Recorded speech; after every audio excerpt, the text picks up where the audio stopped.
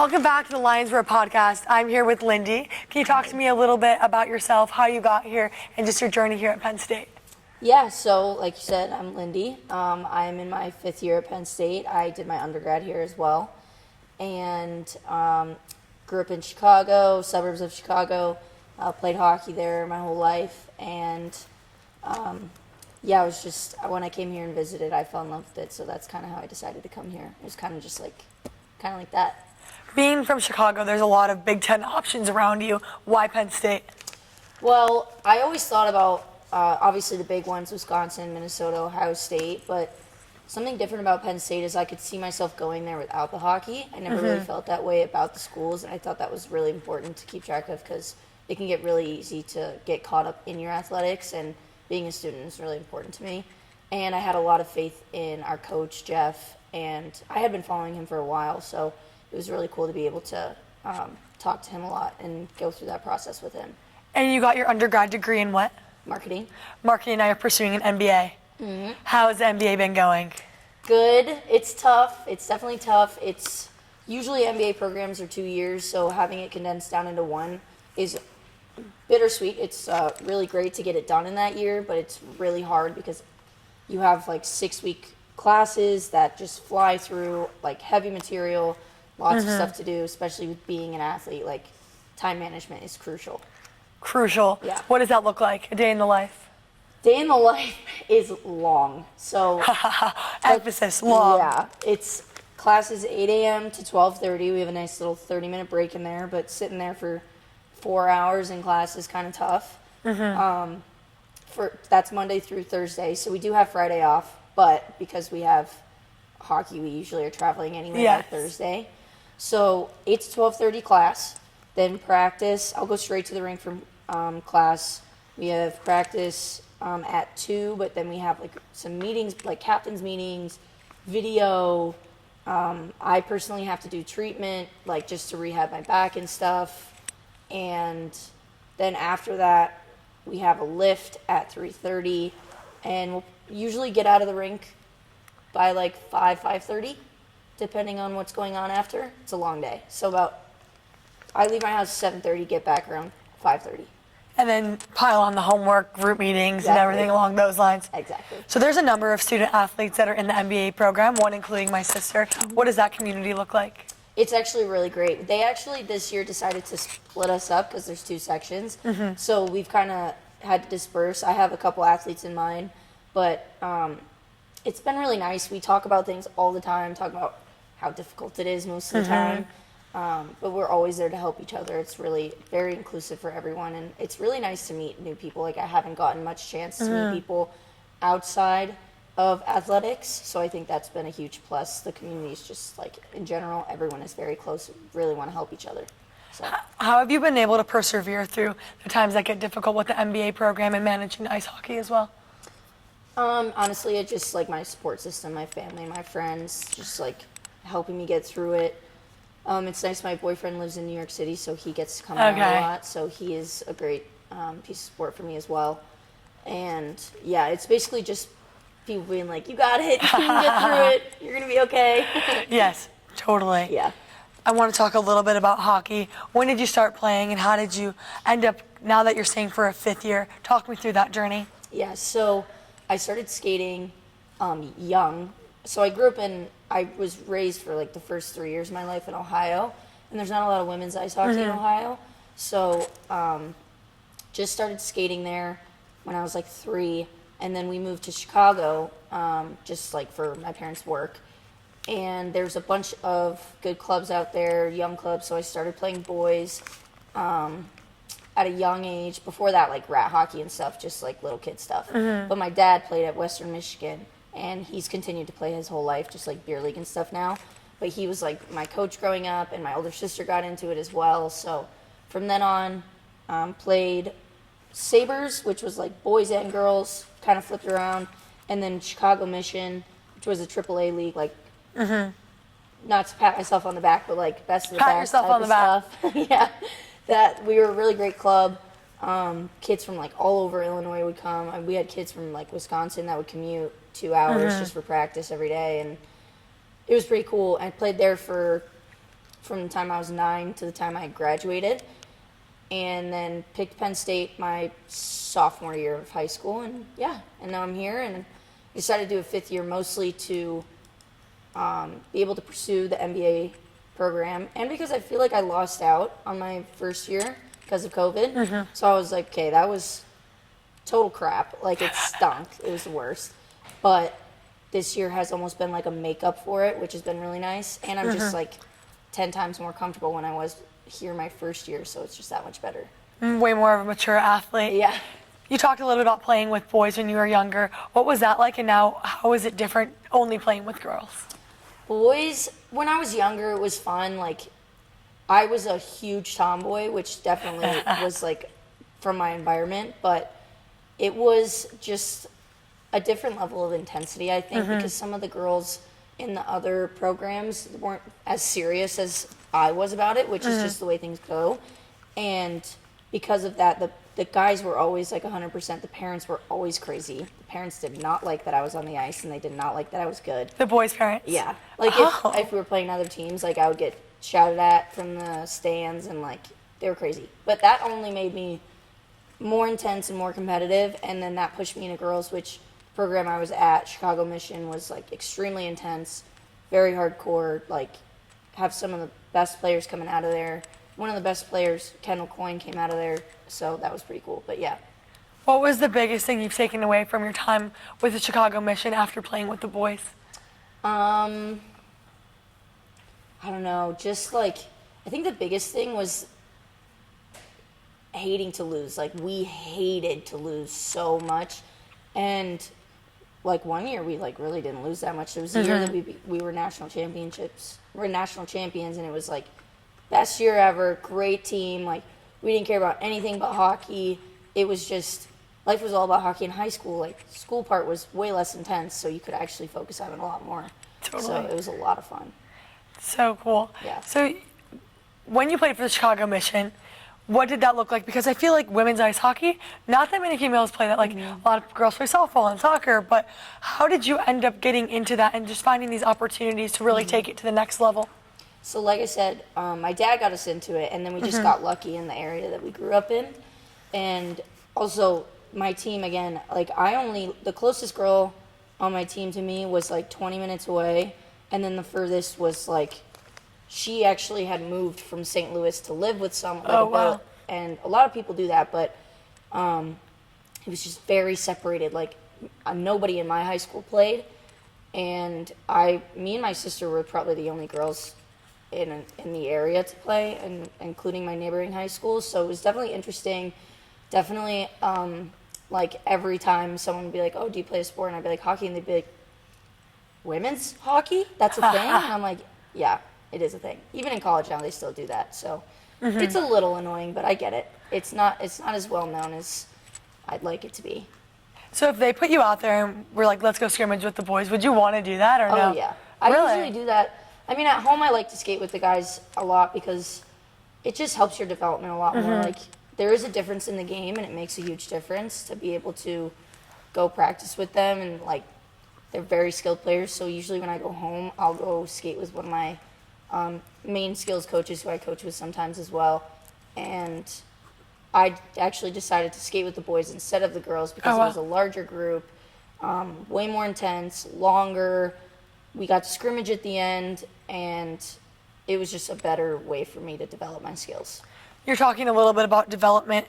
How did you develop as a freshman to now that you're playing in your 5th year? Yeah, that was a long process. Coming in, it's a huge change. At the time, like, coming in, you can tell your style is very immature in a sense. Like, you're coming into a completely new environment, so you have to change your game. You have to make snap decisions. Like, you have way less time to make decisions on the ice because everyone is fast, everyone is good, everyone's going to be on your butt all the time. So my work ethic went up by a million, and I started to prioritize things that I never did before, like my sleep, getting my schoolwork done on time, just becoming like what I needed to be to succeed as a student athlete.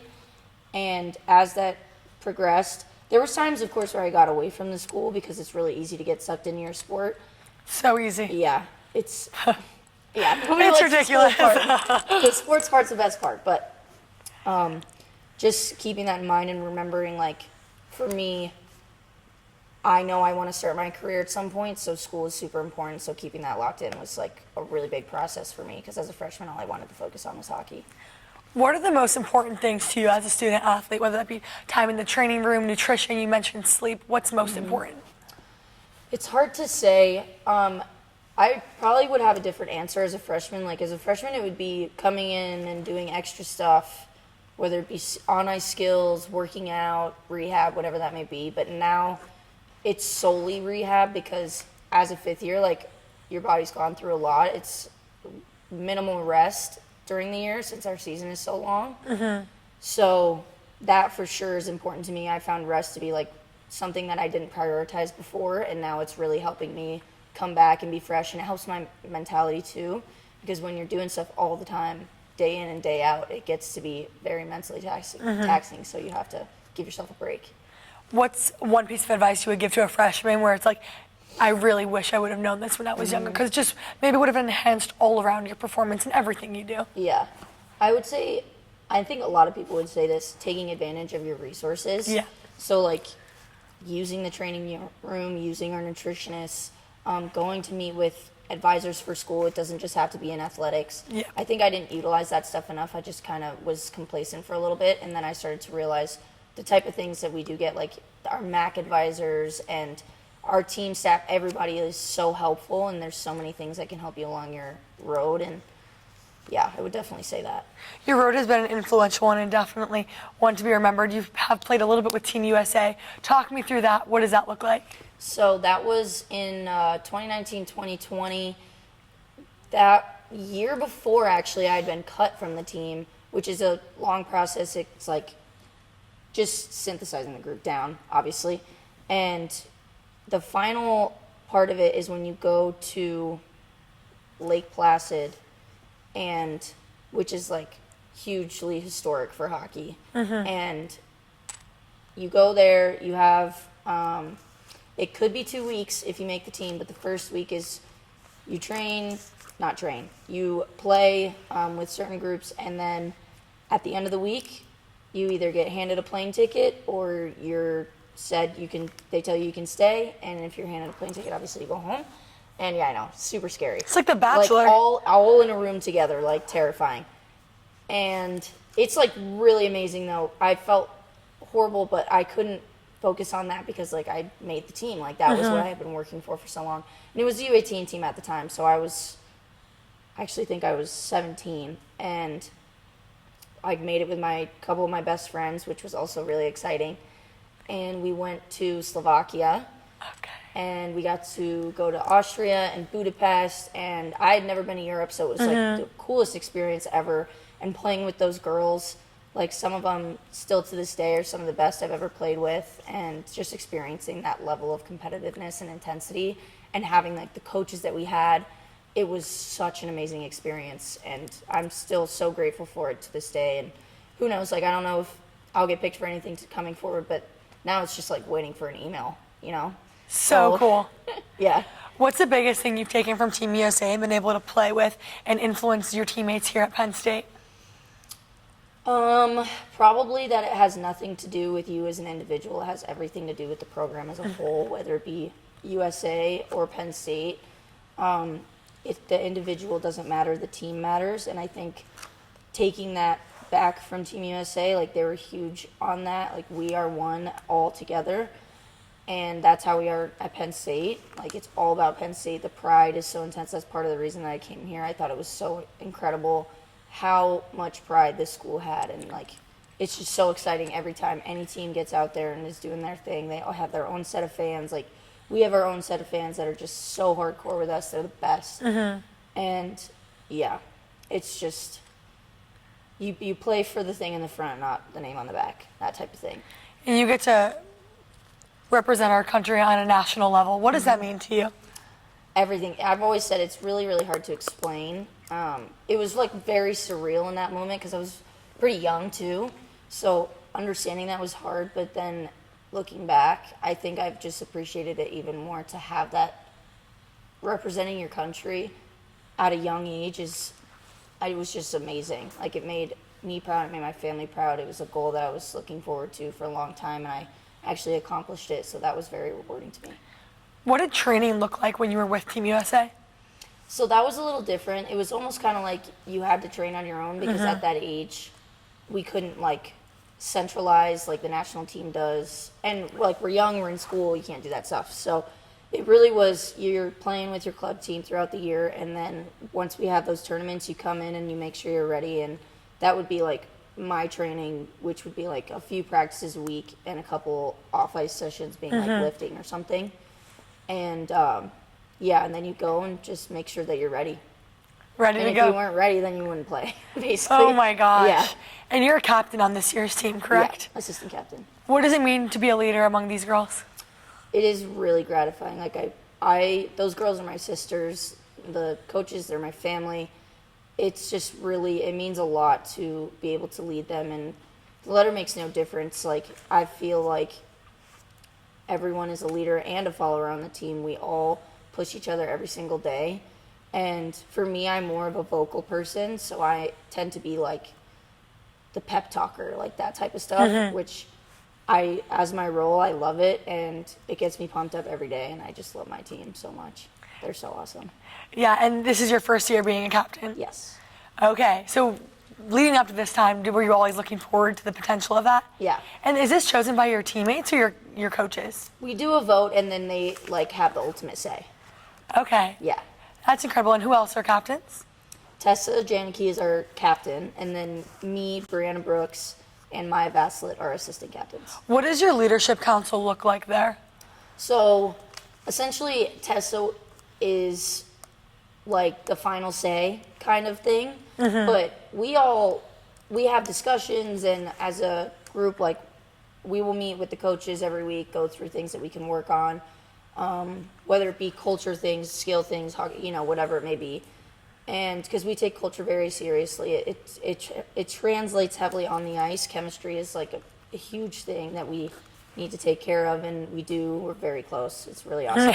So, yeah, it's very open discussion, like not necessarily player-led, but we do a lot of things within the team that the coaches feel very hands-off for that stuff, so it's actually really cool. I always think about hockey culture, and it's just different. It's so much different than any other sport. You guys wear the letter on your chest. What is so different about it? To be honest, hockey's like, in one word, it's flashy. Like, it's a little flashy. There's the fights and stuff like that, and like, women don't get to fight and check, but it tends to get real messy.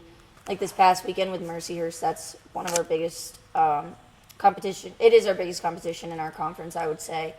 And playing them always gets really intense. And I think just with hockey, like the level of, I don't want to say competitiveness, because across all sports, everyone is competitive, but maybe just the level of intensity and almost like aggression and anger that goes behind it. Like, it gets pretty crazy. Like, I work really well off of anger. So if I find someone on another team that's like pissing me off, I'm going to ride on that for the rest of the game, and I'm going to like attempt to like kick her butt, essentially. Yeah. Or the whole team's butt, you know what I mean? It's pretty chippy. It's super chippy, especially for women, because we can't hit, so we do it in other ways, in a way. And the refs are always up and down. Usually never good, but always up and down. So, and it depends. Sometimes they'll let us be more physical, and sometimes they won't. So we kind of have to figure that out as we go. And then if you are too physical, you go to the penalty box. Exactly. Which is so weird too, because every time I go to the games, I'm like, oh my God, they're in timeout. Yeah. Like, it's literally timeout for sports. Yeah. So off track, but what does it feel like to be in the penalty box? I always wonder. It sucks. What do you think It's about? so shameful. It's like, and I am one of the people, I would say, on my team that tends to get more penalties. Like, I'm on the higher side of that. And again, it's like I get angry, I get really intense, and like sometimes they're just calls that I don't agree with a lot of the time, but of course they are, but it's just like I like going in the box when we're at home, because the guy that sits in there, his name's, what we call him, Doc, and he'll like sneak me candy and stuff. It's actually awesome. So like I'll sneak like a Reese's mid-game, which is like probably not good. That's so funny, But actually. it's so much fun. We kind of chit chat, but like sometimes I'll be like, I can't talk right now. Like, I'm gonna get really mad. I'm gonna get really mad, but I can still have the candy, but I'm gonna get really mad, so don't talk to me. Yeah. So funny. Yeah. So, okay, you're in your MBA, last year of hockey, right? What's next?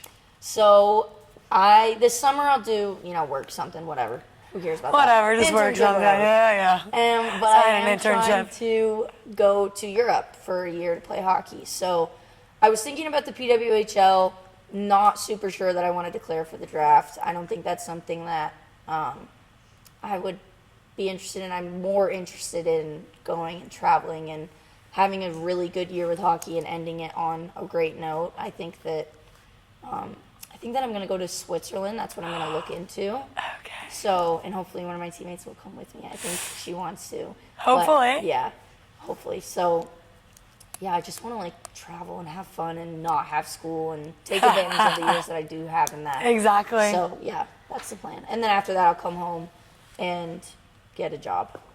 Get a job, dang guess. it. So you mentioned your travel a little bit about going to Europe. What's the most memorable place you've been to and why?